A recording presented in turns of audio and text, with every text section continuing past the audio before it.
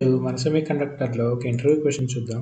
ఇక్కడ ఏమడుగుతున్నాడంటే, ఈ particular case స్టేట్మెంట్‌లో ఇలా ఒక్క పర్టిక్యులర్ కేస్ మిస్ అయింది. అంటే ఈ 2 బిట్ కాంబినేషన్ కదా! ఇక్కడ 0, 0, 0, 1, 1, 0 అండ్ 1, 1 అండ్ 1, 1 అనే కాంబినేషన్ మిస్ అయింది. ఆ ఏ అనే ఇన్‌పుట్ 1, 1 అనే కాంబినేషన్ ఇచ్చినప్పుడు మన అవుట్‌పుట్ ఏమవుతుంది? తెలీదు. సో, తెలీదు కదా!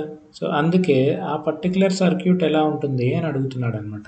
సో, సపోజ్ మనం ఫస్ట్ ఎలా వస్తుంది మనమంటే ఇదంతా ఒక మల్టీప్లెక్సర్ లాగా ఫార్మ్ అవుతుంది. ఇక్కడ ఏమవుతుంది 2 బిట్ కాబట్టి 2 బిట్ సెలెక్ట్ లైన్ కాబట్టి ఈ 2 బిట్స్ ఉన్నాయి.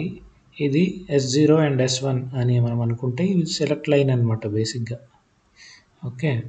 సో 0, 0, 0, 1, 1, 0 అండ్ 1, 1 అనే ఇన్పుట్స్ ఇది ఈ సెలెక్ట్ లైన్ నుంచి మనకి వస్తాయి. అండ్ 0, 0 వచ్చినప్పుడు ఏమవుతుంది 4 వాల్యూ వైకి వెళ్ళిపోతుంది. 0, 1 వచ్చినప్పుడు 2 వాల్యూ వెళ్తుంది. 1, 0 వచ్చినప్పుడు 1 వాల్యూ వెళ్తుంది. అండ్ ఇది వచ్చినప్పుడు ఏమవుతుంది అని అడుగుతున్నాడు అనమాట బేసిక్గా. సో ఏమవుతుంది అంటే ల్యాచ్ ఫామ్ అవుతుంది. సో సింపుల్గా ఇప్పుడు మనం ఇక్కడ చూస్తే ఒక డీ ల్యాచ్ అనేది మనకి ఫామ్ అయిపోతుంది. ఇది డి క్యూ, ఇక్కడ వచ్చేదాన్ని మనం వై అని కన్సిడర్ చేయొచ్చు. సో ల్యాచ్ ఫామ్ అవ్వడం అంటే ఏంటంటే ఈ ఎనేబుల్ అనే సిగ్నల్ ఉంటుంది కదా ల్యాచ్కి, ఇది 1 ఉన్నప్పుడు ఏదైతే వస్తుందో డీకి అది క్యూకి పాస్ చేస్తుంది సింపుల్గా.